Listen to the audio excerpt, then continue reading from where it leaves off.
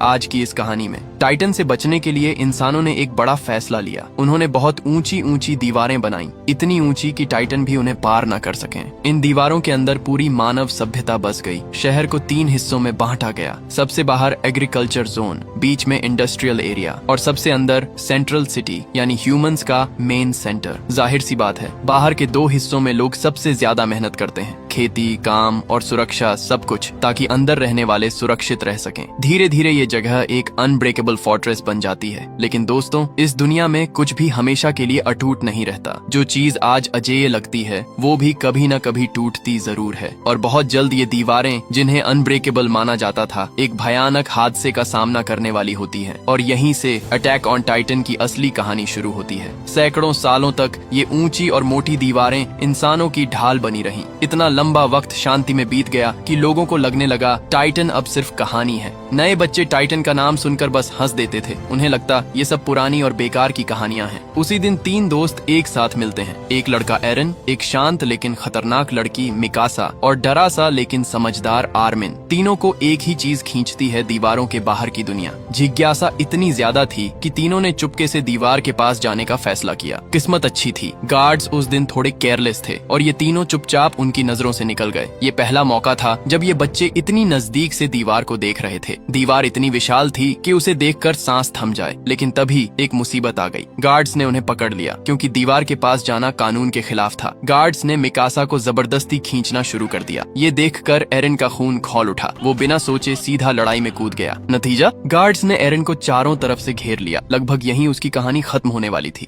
लेकिन तभी एक आदमी बीच में आ गया। वो था एरन का चाचा। अगर वो वक्त पर ना आता तो एरन का हाल बहुत बुरा हो सकता था। चाचा ने गार्ड्स को रोका और तीनों बच्चों को वहां से ले गए। फिर उन्होंने एक गुप्त बात बताई। असल में सरकार एक बड़ा फैसला लेने वाली थी। एक नया मिशन दीवारों के बाहर जमीन वापस लेने का। यानी इंसान फिर से टाइटन की दुनिया में कदम रखने वाले थे। और यहीं से कहानी और भी खतरनाक होने वाली थी, क्योंकि जो शांति सदियों से बनी हुई थी वो अब टूटने वाली थी। और तभी अचानक जमीन जोर जोर से कांपने लगी। ऐसा लगा जैसे पूरी दुनिया हिल गई हो। लोग समझ ही नहीं पाए कि हो क्या रहा है। वो विशाल दीवार, जिसे इंसान सदियों से अजेय मानते आ रहे थे, उस पर एक गहरी दरार पड़ने लगी। अगले ही पल एक भयानक दहाड़ पूरे आसमान को चीरती हुई गूंजी और फिर दीवार के ऊपर एक डरावना सिर उभर आया। उसका चेहरा इंसानों से कई गुना बड़ा था। आंखों में क्रूर आग जल रही थी। ये देखकर लोगों के दिमाग सन्न हो गए। ये कैसे संभव है? दीवार से भी ऊंचा टाइटन। ये तो साधारण टाइटन नहीं था, बल्कि एक म्यूटेंट जैसा टाइटन लग रहा था। बच्चे पूरा कांप रहे थे। ये पहला मौका था जब सैकड़ों साल बाद इंसान फिर से टाइटन को अपनी आंखों से देख रहे थे। और फिर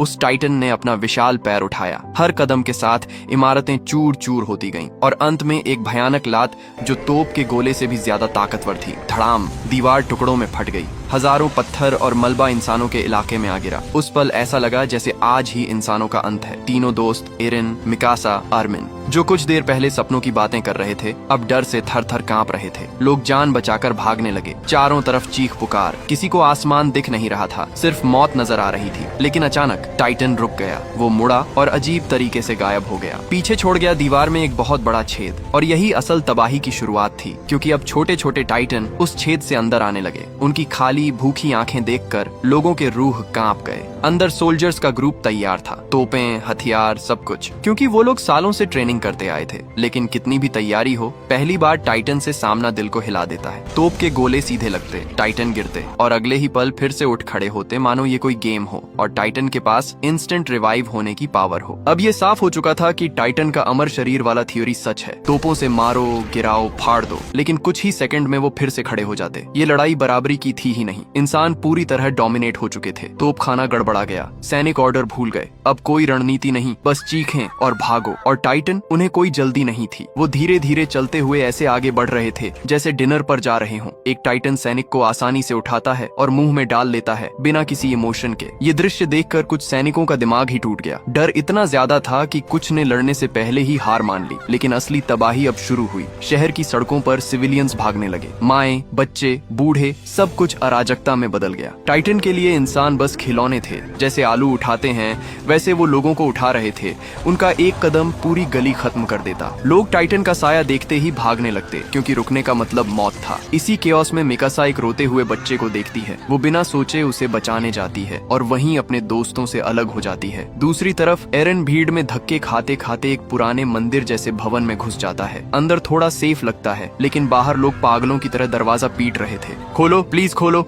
अंदर बैठे लोग डर से चुप थे। किसी में हिम्मत नहीं थी दरवाजा खोलने की और तभी एरन चीख पड़ता है, दरवाजा खोलो। पूरे कमरे में सन्नाटा छा जाता है। सबकी निगाहें सीधे एरन पर टिक जाती हैं। उस पल वो समझ जाता है अगर अब एक शब्द भी ज्यादा बोला तो शायद उसे ही बाहर फेंक दिया जाएगा। और यहीं एरन पहली बार समझता है सबसे बड़ा दुश्मन सिर्फ टाइटन नहीं, डर भी है। बाहर झांक कर देखने पर मिकासा वहाँ बिल्कुल अकेली खड़ी थी, लेकिन एरन डर के मारे दरवाजा खोलने की हिम्मत ही नहीं जुटा पाया। वो अंदर ही कांपता हुआ खड़ा रह गया। उसने अपनी आंखों से देखा टाइटन उस इंसान को पकड़कर ले जा रहे हैं जिससे वो सबसे ज्यादा प्यार करता था। मिकासा ने बस एक बार उसकी तरफ देखा। उस नजर में न गुस्सा था न चिल्लाना, सिर्फ गहरी निराशा। उसने कुछ भी नहीं कहा। अचानक पूरा कमरा जोर से हिलने लगा। तभी एरन को थोड़ी हिम्मत आई। वो दरवाजा खोलकर बाहर दौड़ा, लेकिन बाहर मिकासा कहीं नहीं थी। अचानक पीछे से एक डरावनी गर्जना सुनाई दी। जिस मंदिर से वो अभी अभी बाहर आया था वहीं पर टाइटन ने हमला कर दिया। अंदर मौजूद लोगों को टाइटन ने मांस की चक्की की तरह कुचल डाला। खून से सने हाथ खिड़कियों से बाहर निकलकर मदद की गुहार लगा रहे थे। वही लोग जो थोड़ी देर पहले दूसरों के लिए दरवाजा खोलने से मना कर रहे थे। एरन ये सब देखकर पूरी तरह टूट गया। जो शहर कभी लोगों से भरा हुआ था अब वहाँ एक भी इंसान नहीं बचा था। जो कुछ भी उस दिन हुआ वो एक ऐसा डरावना याद बन गया जिसे कोई कभी भूल नहीं सकता। अब 2 साल बाद जो लोग उस नरसंहार में जिंदा बचे थे वो सब इंडस्ट्रियल एरिया में आ गए। अब एग्रीकल्चरल एरिया पूरी तरह टाइटन के कब्जे में था। इस वजह से खाने की भारी कमी थी। लोग दिन में सिर्फ एक बार खाना खाते थे। एग्रीकल्चरल एरिया को वापस लेने के लिए चांदी बालों वाले एक कप्तान ने एक खास लड़ाकू स्क्वाड बनाया। एरन और आमिन बिना डरे उस स्क्वाड में शामिल हो गए। उनकी योजना थी आज रात बाहरी इलाके में घुसकर हमला करना। ये मिशन बेहद खतरनाक था क्योंकि अगर टाइटन ने उन्हें देख लिया तो लाश ढकने के लिए चादर भी नसीब नहीं होगी। लेकिन किस्मत से टाइटन को देर तक सोना बहुत पसंद है। रात के समय अगर कोई आवाज उन्हें जगाने वाली ना हो तो टाइटन सीधे सुबह तक सोते रहते हैं। यही मौका देखकर पूरी टुकड़ी चुपचाप बाहर निकलती है। लोगों के बीच एक अफवाह फैली हुई थी कि एग्रीकल्चरल एरिया में एक रहस्यमयी महिला युद्ध देवी रहती है जिसने सिर्फ 1 साल में दर्जनों टाइटन मार डाले हैं। टीम सावधानी से एग्रीकल्चरल एरिया में आगे बढ़ती है। इस उजड़े हुए इलाके में उन्हें कई गायें दिखाई देती हैं। जैसा कि कहा जाता है टाइटन को जानवरों में कोई दिलचस्पी नहीं होती। अचानक सामने के एक खंडहर बने घर से बच्चे के रोने की आवाज आती है। एरन और एक लड़की घर की तरफ बढ़ते हैं जांच करने के लिए। तभी अचानक चिपचिपा सा कुछ लड़की के चेहरे पर टपकता है। एरन ऊपर देखता है और तब पता चलता है कि वो टाइटन का बच्चा है। बच्चा जाग जाता है, इधर उधर हाथ पैर मारने लगता है और फिर धड़ाम से नीचे मंजिल पर गिर जाता है। दर्द के मारे वो जोर जोर से रोने लगता है। उसकी आवाज पूरे इलाके में गूंज जाती है।